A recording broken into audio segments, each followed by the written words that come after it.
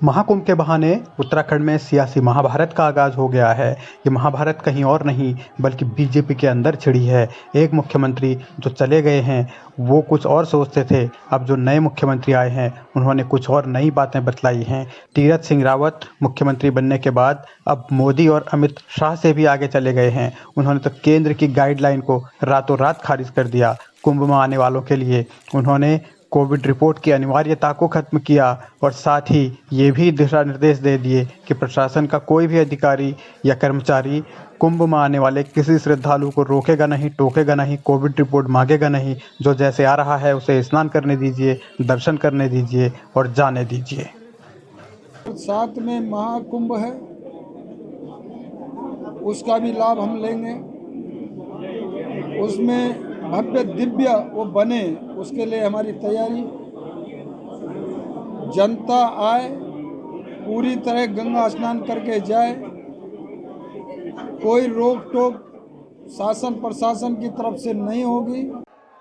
असल में कुंभ को लेकर जो संतों की नाराजगी थी उस वजह से भी त्रिवेंद्र सिंह रावत की कुर्सी गई। यानी एक वजह यह भी थी कि त्रिवेंद्र सिंह रावत को सत्ता छोड़नी पड़ी। इसीलिए तीरथ अब डैमेज कंट्रोल की चाहत में कुंभ में आने वाले किसी भी श्रद्धालु का रजिस्ट्रेशन भी नहीं चाहते। भैया कितनों का रजिस्ट्रेशन करोगे? लाखों की संख्या। अभी मैंने परसों को जो स्नान था, पहला स्नान, पिछला बार 10 का देखा तो 45 लाख लोग, 32 लाख लोग इस समय परसों के, उसमें अंतर ज़्यादा नहीं। ये केवल इतना ही कहने पे कोई रोक टोक नहीं।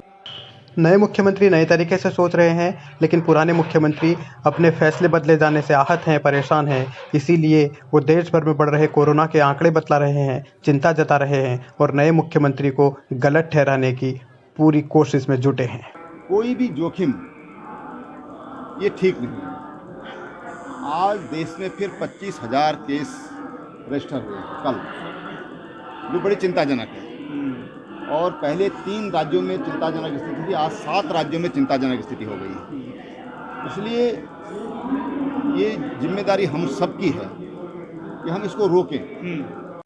मौजूदा हालात में जोखिम घातक तो हो सकता है, लेकिन तीरथ तो लगातार आगे बढ़ रहे हैं। वो चीज़ें दोहराना नहीं चाहते जो गलती त्रिवेंद्र ने की, मगर अब त्रिवेंद्र भी जिम्मेदारी याद दिला रहे हैं। हम अपनी जिम्मेदारी समझे कि इस हमको कैसे अपने राज्य को बचाना है। और राज्य नहीं, कुंभ तो पूरे देश और दुनिया का होता है।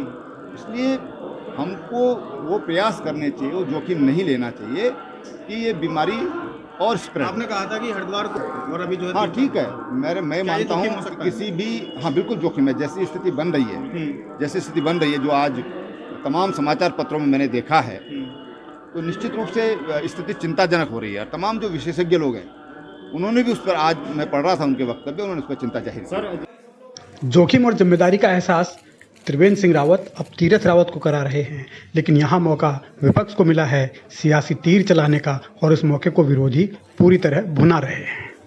भाजपा के अंदर एक नई रात, जो तीरथ सिंह रावत जी ने फैसले पलटे, उन पर त्रिवेंद्र रावत जी ने आज हरिद्वार में जाकर के सवाल खड़े करने का काम किया। तो नई जो झगड़े की शुरुआत हुई है वो 1 साल भी ऐसे ही बीतने वाला, 4 साल भी सरकार नाकाम, अगले 5वें साल भी सरकार नाकाम दिखाई दे रही है।